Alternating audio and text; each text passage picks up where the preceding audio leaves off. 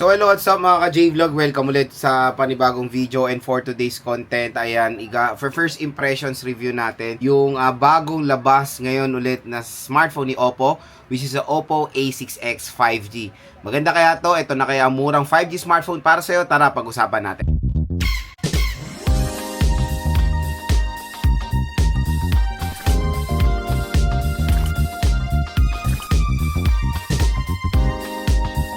So yun mga ka-J-Vlog, for today's video, another first impressions review na naman tayo, and this time itatakil natin yung Oppo A6X 5G. So yung Oppo A6X 5G at Oppo A6X 4G ay very identical lang when it comes sa design. So ganito rin ang itsura ng Oppo A6X 5G mga ka-J-Vlog. Pero wala pong color blue sa 5G version. Ang color lang nun is puro violet or purple. At pareho-pareho lang sila. Kung ano itsura nito, ganun-ganun din yung 5G. Wala lang yung ganitong color. And when it comes dun sa pag-order nyo sa online, nasa isang tab lang sila. Meron dong 4G version and 5G version. And mga ka-J-Vlog, kung gusto nyo makuha ng sobrang mura lang, itong Oppo A6X, ito yan sa ating view products. I-click nyo na itong view products natin, mura at bagsak presyo lang dyan ng Oppo A6X 4G at 5G. Kaya ito yung fineflex ko sa inyo dahil same lang naman ng itsura sa 5G version. So, parang silent release din itong 5G. Nakita ko lang to na-update sa Oppo official store sa online. Dito lang kayo bibili sa official store mga ka-J-Vlog ng Oppo dito sa ating product link dahil makakuha po kayo ng napaka-sulit na discount dito sa smartphone na to. So again, pwede tayo magbigay ng mga first impressions sa bago labas sa smartphone, yung price specs, yung availability nila, sasabihin natin dito. At syempre, dito sa video na to, pag dito kasi kayo nanood, may magge-generate pong special voucher para sa inyo upon checkout. So dito nyo lang yan, i-click nyo lang yung product link dito, meron agad voucher na makukuha kayo up to 1,000 pesos off. So, ang presyo ng Oppo A6X 5G, check natin. Wow! Ang SRP nito is medyo hefty. 4GB 128 is 10,000 pesos. So, RAM pa lang niya masakit sa ulo na, and of course, the internal storage is not a perfect fit for its SRP. Pero let's check mga idol kung magkano nga ba ang Oppo A6X sa online or dito sa ating product link. Syempre, mura lang yan kasi hindi ako nagkakamali. Nakita ko lang to ng hindi siya 10K, hindi ko siya nakita 10K. So, punta tayo sa official store ni Oppo. Ito, Oppo A6X 5G. So, yung 5G and 4G ay tab lang. Ayan, same lang sila ng tab dyan. And yun nga, yung 4G version is very affordable. Ayan, pag may voucher pa tayo, 4,000 pesos lang siya makukuha. Pero yung 5G, 4GB 128 lang to at puro violet po yung available. Meron tayong violet and plum. Meron din palang dumagdag sa Oppo A6X na another variant which is 4GB 256. Ewan ko ba kay Oppo, dagdag kayo ng dagdag ng storage, hindi nyo man lang dagdagan yung RAM, di ba? Okay na, nagdagdag ka na ng additional storage na 256. Sana naman ginawa mong 8GB of RAM, di ba? And ang presyo niyan sa sale is 7,800 pesos. So again, for the storage is perfect fit pero the RAM is a big no-no. So yung 5G version niya, okay, so pwede nyo siya makuha rin at around 7,000 pesos. So 7,000 pesos for the Oppo A6X 5G. So around, sabihin na natin, 6 to 7,000 pesos for the 5G version, and this is a 4GB 128GB of internal storage. So yun nga, possible price, pwede nyo makuha ito na mas mababa sa pinakita kong presyo kasi yun nga, meron tayong voucher. Kaya wag nyong kalimutan i-click dito or dito kayo bibili sa ating product link. Dahil official store po yan ni Oppo at meron pong voucher na naghihintay para sa inyo. So yun nga, available na po yan at pag-usapan natin yung specifications nitong Oppo A6X 5G. So when it comes sa display netong device na to is very identical din sa display ng 4G version. So meron siyang 6.75 inches punch hole display. Sad to say, it's HD plus 720p resolution. Same din ng nits of brightness sa Oppo A6X 4G na 1,100 nits of brightness. Same din of course na naka ColorOS 15 with Android 15 at syempre ang pinakaiba dito sa Oppo A6X 5G is yung kanyang chipset. So yung chipset nito is several times ko na na-try yan, the MediaTek Dimensity 6300 with octa-core CPU na merong clock speed na up to 2.4 GHz. And when it comes sa GPU, meron siyang Mali G57. So again, ilang beses ko na na-try ang Dimensity 6300. This is the best affordable 5G chipset na pwede mo offer ng mga brands today. Yung 6300 ay nakikita natin sa Samsung Galaxy A06 5G, sa Samsung Galaxy A16 5G, marami pang iba mga idol. So perfect naman yung price niya sale price again, sale price for the chipset. Pero kung SRP na 10,000 pesos, I think hindi siya perfect fit at mas better pa yung mga ibang processor diyan na 5G. Yung 6300 pwede yan. Ganito, 6 to 7,000 pesos acceptable pa yan. Pero usually nakikita na natin yung Dimensity 6300 sa presyo na below 6,000 pesos. Pero again, the processor itself hindi po mabagal yan, all goods yan at kayang-kayan mag-handle ng mga games. Even AAA games ay kaya naman ng Dimensity 6300. Ewan ko na lang dito sa Oppo A6X 5G. Bibili rin tayo nito, stay tuned lang mga idol. Siyempre, iba pa rin ang performance ng 4G sa 5G even though very identical sila when it comes sa itsura. Bibili rin tayo ng Oppo A6X 5G soon. Tapusin ko lang yung mga nire-review pa natin na ibang mga smartphone.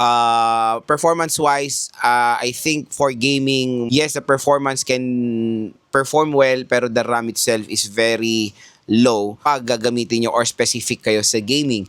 I know 4GB of RAM is the best minimum na pwede natin magamit and na-try ko ng 4GB of RAM sa mga several brands na naglaro ako and so far so good naman.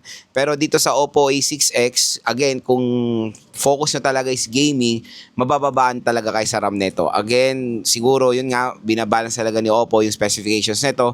Pero ulitin ko sa SRP niya, hindi talaga bagay. Kaya para makuha nyo to ng mura at bagay na bagay specs niya for its price, dito lang kayo bibili sa ating product link. When it comes to camera, it has a dual rear camera system, 13 megapixel main camera and a 5 megapixel front-facing camera. Pagdating sa battery, meron tong 6,500 mAh na removable battery with 15 watt fast charging and meron tong IP64 water and dust resistant. Then mga ka-J-Vlog, nalaman nyo na yung price, specs and availability ng Oppo A6X 5G. Next, bigay ko sa inyo yung impressions ko dito sa smartphone na to.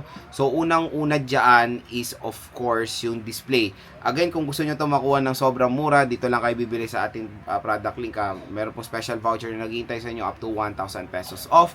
So, pag-usapan natin unang-una display. Sa display is very, very identical dito sa Oppo A6X 4G. Yung Oppo A6X 4G ay sobrang nagustuhan ko yung display nito, to be honest. Napakaganda, napakataas ang nits of brightness for its price na 4,000 pesos.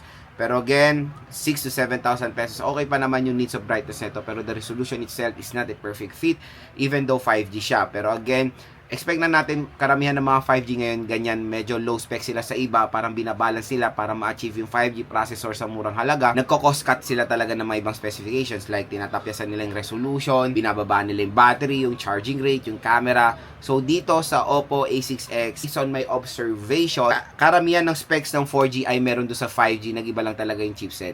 So parang kumbaga pinalitan lang yung processor, binalitan ng iba, pero same pa rin ang specs dun sa 4G. Tapos ang SRP is 10,000 pesos. Kaya wag nyo nang, kalimutan nyo na yung 10K na yan. Wag kayong bibili sa mall or sa mga offline store kasi mas mahal sila. Dito kayo bibili sa official store yan ng Oppo sa online, okay? Dahil ako kasi gusto ko makuha nyo yung smartphone ng napagandang deal, sobrang mura at syempre malaki yung makukuha nyo yung discount. Malaking tulong din sa mga consumers natin makakuha ng discount na syempre deserve nila, of course. So next is the processor. So yung processor nito is the MediaTek Dimensity 6300. Tulad na sinabi ko sa inyo kanina, several times ko na na-try yung 6300 sa mga ibang brands. And so far so good when it comes sa performance sa 6300. 6300, it can do the job when it comes sa mga day-to-day tasks, casual things, and even gaming. Talagang ang malulungkot lang kayo sa Oppo A6X, even sa 4G, so of course the RAM. Wala po kayong any option to upgrade your RAM. Naka-fix sila sa 4GB of RAM. Tinataasan nila yung internal storage pero naka-fix sa RAM. Again, when using a smartphone, parang yin and yang yung RAM at ROM. Kailangan talaga balance yan. Pero syempre, parang i-accept na natin yung ganyan na since murang 5G to, kailangan nila mag-cost cut. Pero again, 4GB of RAM can do the job din when it comes sa mga day-to-day tasks. Okay pa naman yan. Kung solid gamer kayo at naghanap kayo ng 5G smartphone, makukulangan talaga kayo sa RAM nito. Pero it can handle games, pero the RAM is not enough sa mga gamers natin dyan. Yun nga lang, very identical din when it comes sa camera performance. 13 megapixel, 5 megapixel front-facing camera. Kung ano mabubuga ng 4G process, kung ano mabubuga ng 4G version, ganun din ang 5G version. Even the battery is 6,500 mAh, same na same din sa Oppo A6X 4G. And even the charging rate. So, slow charging sila, 15 watt charging rate.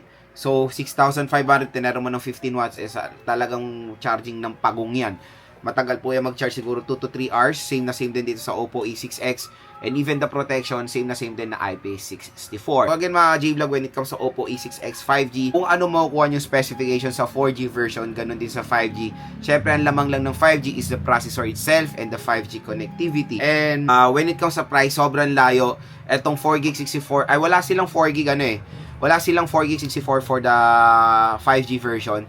4GB 128 lang. So kung i-compare mo yung 4GB 128 nun ng 5G sa 4G, 5,000 plus sa 4G, 7,000 plus sa 5G, siguro sabihin na natin 2,500 difference. Medyo maguguluhan talaga ang consumers natin. For me, when it comes sa specification ng 5G, medyo kulang for its price. Pero when it comes sa comparing sa ibang brand, medyo magkakalapit lang naman sila. Pero yun nga, tulad ng sinabi ko sa inyo, may in-offer nga ang Oppo na 4G version. Kaya, for me, kung hindi naman talaga more on tawag dito, hindi pa naman ganun ka-dominant ang 5G sa inyo, better go for the 4G version dahil medyo okay rin naman ang processor na nilagay ngayon ng Oppo dito, which is a Qualcomm Snapdragon 685, and mas mura siya at sobrang laki ng matitipid nyo. Pero kung gusto nyo maging future-proof yung smartphone nyo, syempre go for the 5G version. And bibili rin tayo nyan mga J-Vlog, station lang sa ating unboxing din ng Oppo A6X 5G. And kung interested nga kayo dyan sa 5G version na yan, dito lang kayo bibili sa ating View Products. Mura at bagsak presyo lang dyan ng Oppo A6X 5G. Kaya for me, when it comes sa kanyang SRP, syempre hindi talaga sulit. Sa sale price niya, medyo skeptical pa rin. And hopefully, mas bumaba pa yung price niyan sa online. Pero again, mga ka-J-Vlog, sulit din ang processor nito. Kaya kung interested kayo, dito lang kayo bumili sa ating product link para makamura kayo.